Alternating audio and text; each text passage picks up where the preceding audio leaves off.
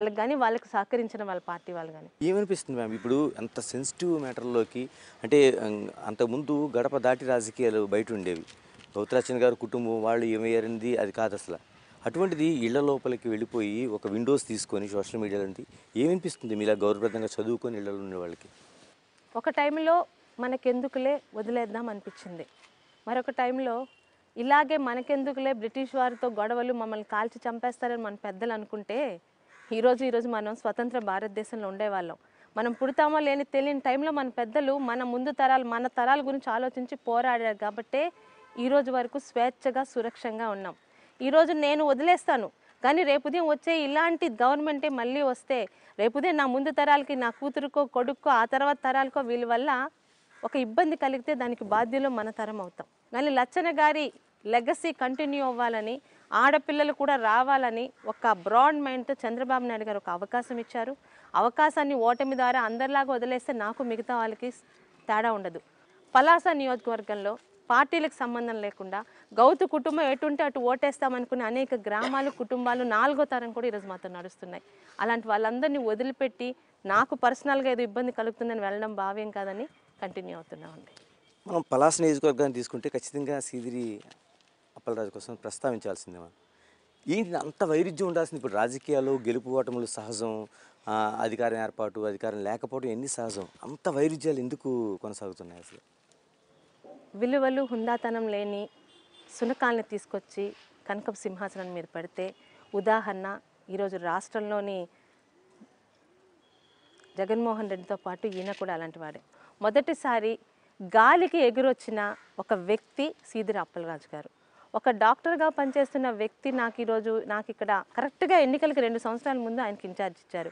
చాలా హుందాగా ఉంటుంది, ప్రశాంతంగా ఉంటుంది అనుకున్న నా భావాన్ని ఒక్క వారం రోజుల్లోనే ఆయన కింద పడేశారు. 80 అకౌంట్లు మీరు చూడాలని ఒప్పుకుంటే మా ఆఫీసులోనే ఫైల్ ఉంది. 80 ఫేక్ అకౌంట్స్తోని వాటి పేర్లుండవు. ఈరోజు తెలుగుదేశం పార్టీ కనిపిస్తే అలాంటి ఒక ఊరికి వెళ్ళినప్పుడు అలాంటిది ఒక తెలుగుదేశం ఫ్లెక్సీ కనిపిస్తే మీ ఊరికి నేను రాను, ఆ ఫ్లెక్సీ తీరా మీ ఊర్లో మేము భోంచేనని భయపెట్టి వాళ్ళకి తెలుగుదేశం ఫ్లెక్సీయే కనిపించుకునే ఒక నీచమైన వ్యక్తి ఆయన. నేను ఊహించలే ఎక్కడ ఈ 45 సంవత్సరాల్లోనే ఒక సినిమాలో కూడా అలాంటి క్యారెక్టర్ చూడలే. పేరుకి డాక్టరు, ఒక 18 సంవత్సరాల క్యాన్సర్ పేషెంట్కి నీ ప్రమేయం లేకుండా ఇక్కడ స్పీకరు సీతారాం గారి ప్రమేయంతోని నెక్స్ట్ అశోక్ గారి ప్రమేయంతో ఒక 10 లక్షల రూపాయలు చెక్ వస్తే వెనక్కి పంపించిన నీచుడు. పలాసలో మీరు అన్నారు ఒకప్పుడు పలాస అంటే తెల్ల బంగారం, ఈరోజు పలాస అంటే భూ కబ్జాలు, పలాస అంటే కొండలు మింగడాలు, పలాస అంటే ప్రతిపక్షాల మీద తప్పుడు పోలీస్ కేసులు. ఏవండి, ఒక పోలీసు సిఐని ఎదురుపెట్టి ఒక ప్రశ్న వేసినందుకు ఒక తెలుగుదేశం కార్యకర్త అయిన లక్కోజ్ వినోద్ అనే వ్యక్తిని పోలీసుల సమక్షంలో అర్ధరాత్రి గూండాలు పెట్టి కొట్టించి కాలు చేతులు విరిగిపోయిన వాడి దగ్గర 2 మందు సీసాలు దొరికైన తీసుకెళ్లి పాతపట్నంలో పడేయించే కల్చర్ మా శ్రీకాకుళంలో ఎప్పుడు జరగలేదు. మా తండ్రి గురించి ఎందుకు మాట్లాడాలి? నీకు నేను కదా నా తాలూకా ఇంటి పేరు గురించి మాట్లాడావు అంటే నా గురించి మాట్లాడడానికి నీ దగ్గర లేదా? నేను యార్లగడ్డ శిరీష, గౌతు శిరీష, నా తండ్రి గౌతు శివాజీ, నేను గౌతు పెట్టుకుంటాను, నీకు వచ్చిన నొప్పేంటి? నేను యార్లగడ్డ అని చెప్పడం వల్ల నాకేమై మైనస్ రాదే, నీకెందుకు భయం?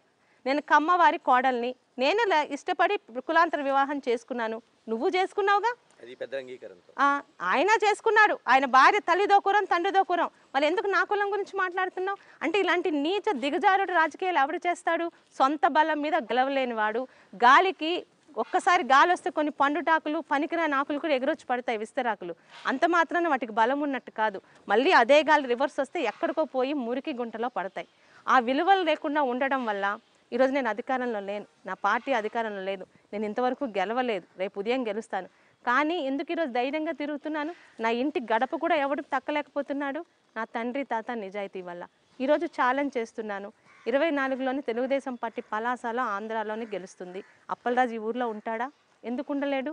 చేసిన వెధవ పనులకి, తప్పుడు పనులకి ప్రభుత్వ పరంగా ఎదుర్కోవాల్సి వచ్చి రాష్ట్రం కూడా దాటి వెళ్ళిపోతాడు.